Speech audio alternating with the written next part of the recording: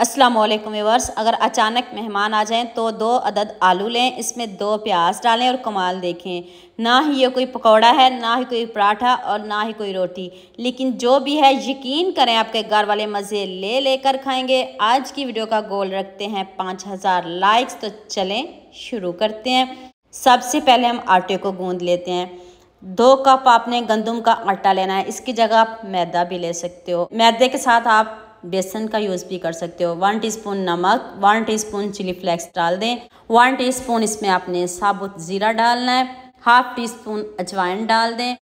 1 चम्मच आपने इसमें कसूरी मेथी डालनी है। तो अब आपने इन सब चीज़ों को अच्छे से मिक्स कर लेना है। तो थोड़ा थोड़ा पानी डाल के आपने आटा गूंदना है, जैसे हम रेगुलर गूंदते हैं, लेकिन उससे थोड़ा सख्त रखना है। ये क्यों सख्त रखना है ये अभी आगे जाके बताती हूँ। एकदम से पानी नहीं डालिएगा, थोड़ा थोड़ा पानी डालिएगा और इसकी सख्त डो लगानी है। बार बार इसलिए बता रही हूँ ताकि आपकी मेहनत, आपके पैसे ज़ाया ना हो। एंड पे आपने थोड़ा सा ऑयल लेना है और उस ऑयल में आपने इसको दोबारा से गूंदना है। आटा आपका बहुत अच्छे से नीट होना चाहिए। तो आटा देखिए हमारा रेडी हो चुका है। अब इसके ऊपर दोबारा से मैंने 1-2 ड्रॉप्स ऑयल के लगा दिए हैं। तो अब इसको 20 मिनट के लिए रेस्ट पे रखते हैं। तो बाकी की तैयारी कर लेते हैं। अब मैंने 2 कच्चे आलू लिए हैं, इनको बॉईल बिल्कुल भी नहीं किया, इनको आपने कद्दूकश करना है। कद्दूकश करिएगा। तो देख लें सारे आलूओं को मैंने कद्दूकश कर लिया है। तो अब आपने एक छन्नी लेनी है, उसमें डाल के इसको अच्छे से वॉश करना है। 2 से 3 मरतबा बहुत अच्छे से वॉश करिएगा, सारा स्टार्च निकाल दीजिएगा। आपके सामने धोने लगी हूँ, थोड़ा सा दिखाऊंगी ताकि आपका कीमती वक्त ज़ाया ना हो।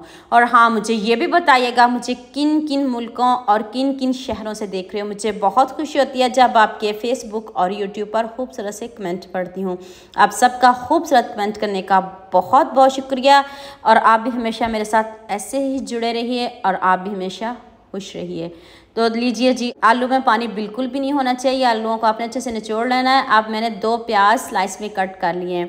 तो अब आपने इन सब चीज़ों को भी अच्छे से मिक्स कर लेना है। 2 प्याज और 2 ही आलू लिए हैं। 1 टेबलस्पून अदरक लहसुन का पेस्ट, 2 सब्ज़ मिर्च डाल दें। 1 टेबलस्पून लाल मिर्च का पाउडर और 1 टेबलस्पून ही खुश्क धनिया पाउडर डाल दिया है। हाफ टीस्पून काली मिर्च का पाउडर डाल दें। 1 टेबलस्पून आपने इसमें नमक डाल देना है। नमक आपने बाद में डालना है, पहले आप नमक मत डालिएगा वरना प्याज और आलू ने पानी छोड़ देना है। जब आप ये स्टफिंग रेडी कर लो तो एंड पे आप नमक डालिएगा। तो अब आपने इन सब चीज़ों को अच्छे से मिक्स कर लेना है। सब्ज़ धनिया ज़रूर डालिएगा, वो मुझे इधर से मिला नहीं इसलिए मैंने स्किप कर दिया। आप सब्ज़ धनिया ज़रूर डालिएगा। देखें आटे को भी रेस्ट मिल चुकी है, कितने अच्छे से हमारा आटा नीट हो चुका है। तो अब इसके छोटे छोटे पेड़े बनाते हैं। 3 बना लें, 4 बना लें। 2 कप है, 3 भी बन सकते हैं, 4 भी बन सकते हैं। आपने छोटे छोटे पेड़े बनाने हैं, जैसे हम रेगुलर पेड़े बनाते हैं सेम आपने वैसे ही बनाने हैं। हमें 3 से 4 इस तरह के पेड़े चाहिए। तो मैं जल्दी से ये पेड़े रेडी कर लूँ तो फिर आपको बताती हूँ हमने इसका करना क्या है। अब आपने इसको बेलना है, हल्के हाथ से बेलना है। कोशिश करिएगा कि आप ज़्यादा आटा बिल्कुल भी इसको नहीं लगाएं, ना मैदा लगाएं, कुछ भी नहीं लगाएं। ऐसे बेलने की कोशिश करिएगा। अगर आपसे इस तरह की रोटी नहीं बेली जाती तो फिर हल्का सा आप आटा डस्ट कर सकते हो, बहुत ज़्यादा डस्ट नहीं करिएगा। तो आप केचप ले लें, पिज़्ज़ा सॉस ले लें, जो चीज़ घर में मौजूद हो आप वही ले सकते हो। ये मैंने केचप लिया है। तो अब आपने एक रोटी के ऊपर इस तरह केचप लगा लेने, इससे बढ़िया फ्लेवर आएगा। अगर आप समझते हो कि ये कच्चे आलू रह जाएंगे, ऐसा कुछ भी नहीं। आप वीडियो को पूरा देखिएगा, आपको बहुत मज़ा आएगा। तो आप खूब सारी स्टफिंग एक रोटी पे लगाएं और दूसरी रोटी इसके ऊपर रख दें। इसी तरह आपने दोबारा से दूसरी रोटी के ऊपर केचप लगा दें और दोबारा से खूब सारी स्टफिंग इसके ऊपर रखें। यकीन माने आपको इसमें इतना अच्छा फ्लेवर मिलेगा, दोबारा इस रेसिपी को बनाने पर भी मजबूर हो जाएंगे। आप मुझे खुद बताइएगा कमेंट में कि आपको इस रेसिपी में किस चीज़ का फ्लेवर मिल रहा है, पकौड़े का, समोसे का, कचौरी का। लेकिन ऐसा कुछ भी नहीं, आप मुझे कमेंट में ज़रूर बताइएगा। तो आप दोबारा से इसके ऊपर रोटी रखते हो, खूब सारी स्टफिंग। आप इसकी 3 से 4 लेयर भी बना सकते हो, लेकिन मैंने सिर्फ 3 लेयर रखी है। वो इसलिए रखी है कि फिर आप कमेंट करोगे ये अंदर से कच्ची रह गई है, ऐसा कुछ भी नहीं है। तो अब हम इसको स्टीम करेंगे, पहले स्टीम करेंगे फिर हम आपको बताएंगे क्या करना है इसका। थोड़ा सा पानी लिया, उसमें एक छन्नी रख लें और छन्नी को पहले ऑयल ज़रूर लगाइएगा ताकि आपकी रोटी और आपकी मेहनत ज़ाया ना हो जाए और साथ में ये आटा चिपक ना जाए। ऑयल ज़रूर लगाइएगा। तो अब ऊपर से इसको कवर कर दें। जब आप इसको कवर करें तो 5 से 8 मिनट लगेंगे इसको पकने में। जब ये रोटी पक जाएगी और ये देखिए इसकी लुक चेंज हो जाएगी। अभी मैं आपको करीब से दिखाती हूँ। देखिए हमारी रोटी कितने अच्छे से इधर ही पक चुकी है, स्टीम हो चुकी है, लेकिन हम इसको एक और मज़ेदार से तड़का लगाने लगे हैं। आप इसको चकोर काट लें, जैसे आपको इजी लगे आप इसको कट कर सकते हो। ठंडा करके कट करिएगा। तो देखिए मैं आपके सामने कट कर रही हूँ। बड़े पीस बना लें, छोटे पीस बना लें, चकोर में बना लें, जो शेप आपको पसंद हो, जो आपके बच्चों को पसंद हो वो शेप में आप इसको कट कर सकते हो, कोई इशू नहीं। तो लीजिए जी, ये देखें जो बाकी 2 रोटियां बची थी उनको मैंने दूसरी शेप में बना लिया है। तो ये भी मैंने स्टीम कर लिया। इसको भी कट कर लेते हैं जल्दी से, दोनों को कट कर लें। दोनों को देखें, जो बाकी रोटी बची है उसको तो हम ज़ाया बिल्कुल भी नहीं करेंगे। देखिए सवाल ही पैदा नहीं होता हम बची हुई रोटी को भी ज़ाया करें। दोबारा से आपने 1/2 कप आटा लेना है, गंदम का आटा। इसमें थोड़ा सा नमक और थोड़ी सी चिली फ्लेक्स ऐड कर दें फ्लेवर के लिए।